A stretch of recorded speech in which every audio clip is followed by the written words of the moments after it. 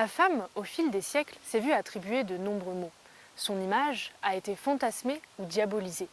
Vue comme mystérieuse, elle a été accusée, voire brutalisée, jusqu'à être transformée en sorcière.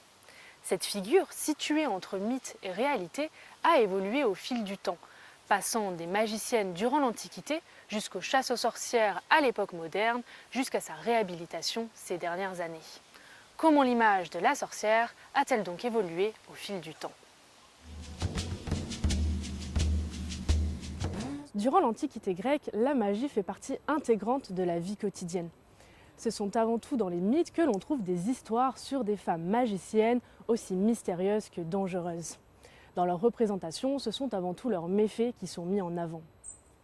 Circé est l'une des premières figures féminines attribuées à la sorcière, qui apparaît dans l'Odyssée de Homère, poème épique rédigé au 8e siècle avant notre ère. Exilée sur l'île d'Éa, elle y fait le mal en transformant les hommes en bêtes. Par ses actions, elle incarne l'humanité devenue bestiale, voire monstrueuse. À cette époque, la femme est présentée comme une calamité. Le poète Sémonide d'Amorgos, dans son poème sur les femmes, classe les femmes en 10 catégories, dont 8 sont associées à des animaux. Seule l'abeille est vue de façon positive, représentant la femme mariée et mère. La sorcière, quant à elle, appartient à la catégorie de la renarde, c'est-à-dire malfaisante et maligne, et à la jument, coquette, ou au contraire à la truie, sale et incapable de se laver. Circé n'est ni mariée ni mère, elle est donc célibataire et vierge. Cependant, Ulysse parvient à la posséder et à coucher avec elle. Circé devient alors une femme normale aux yeux de la société grecque antique, une abeille.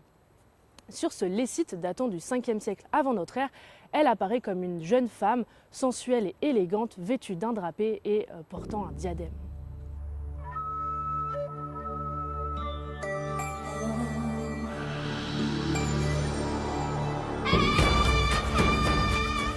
Comme dans l'Antiquité, au Moyen-Âge, il y a des mythes liés aux sorcières. La figure de la sorcière devient un élément narratif qui alimente des contes et des mythes sans une réelle haine de la sorcière derrière. C'est le cas de Mélusine, qui est condamnée à se transformer secrètement en mi-femme, mi-dragon. Mais un jour, son mari l'interpelle et elle est condamnée à se transformer en dragon toute sa vie. La place de la femme au Moyen-Âge était réduite à une position de soumission. En effet, on les considérait comme des êtres dangereux et faibles. Celles qui sortaient des normes, par exemple les veuves, étaient prises pour cible et accusées de sorcellerie. C'est le cas de Viviane du Lac, qui était une femme forte et une femme attirante. Et cette attirance lui causera des accusations de sorcellerie.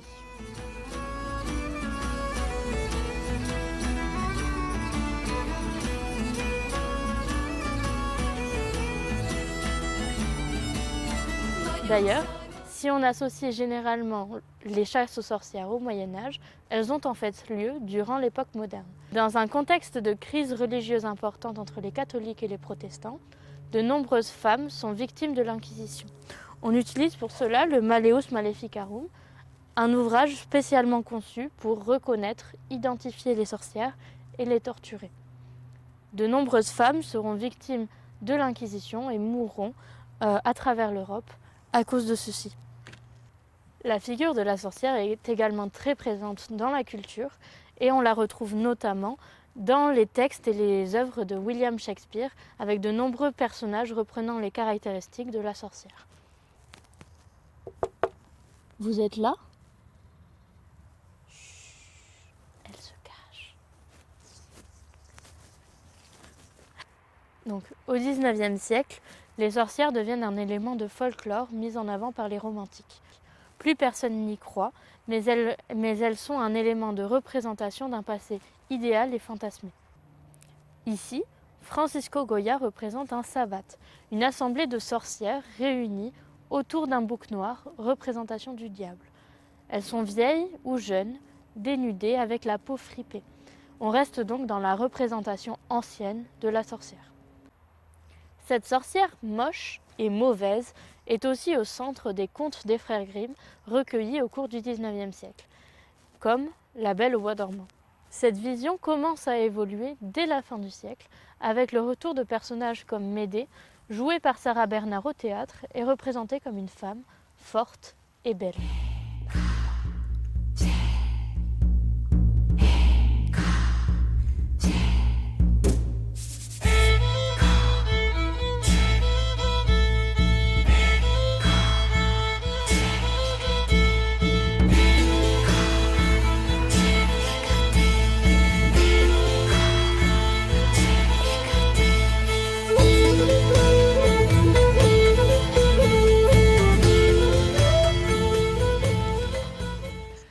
dans notre époque contemporaine, la figure de la sorcière ne baisse pas en popularité. Avec la reprise des contes pour enfants par Walt Disney et l'avènement du cinéma, la figure de la sorcière réintègre notre imaginaire collectif et regagne d'abord ses caractéristiques d'antan, avec son nez crochu, sa cape noire, son balai volant et sa maison dans les bois, puis est transformée en une jeune femme forte, puissante et envoûtante, pour finalement gagner en nuances et en diversité, en devenant un véritable symbole de divertissement, de représentation et même de résistance.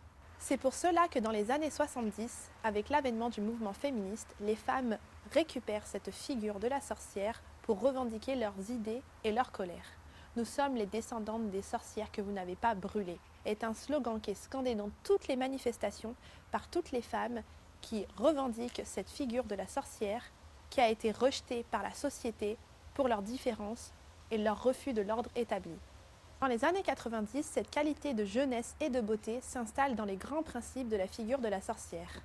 Elle est jeune, belle et puissante. Sa force magique devient alors une métaphore de l'accomplissement et de la croissance, passant de jeune fille apprentie à femme sorcière accomplie. Elle symbolise le dépassement de soi en cultivant mystère et intrigue.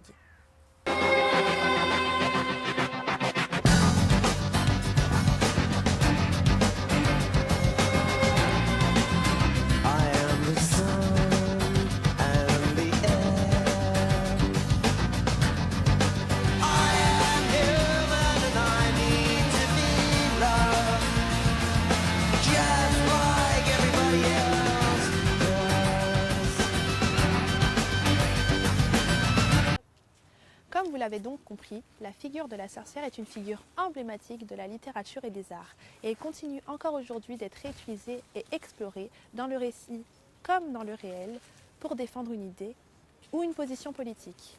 La magie est alors symbole d'accomplissement et de libération de soi. Les sorcières sauvent le monde, bravent les dangers et défient les règles en mini-jupe et en bottes à talons.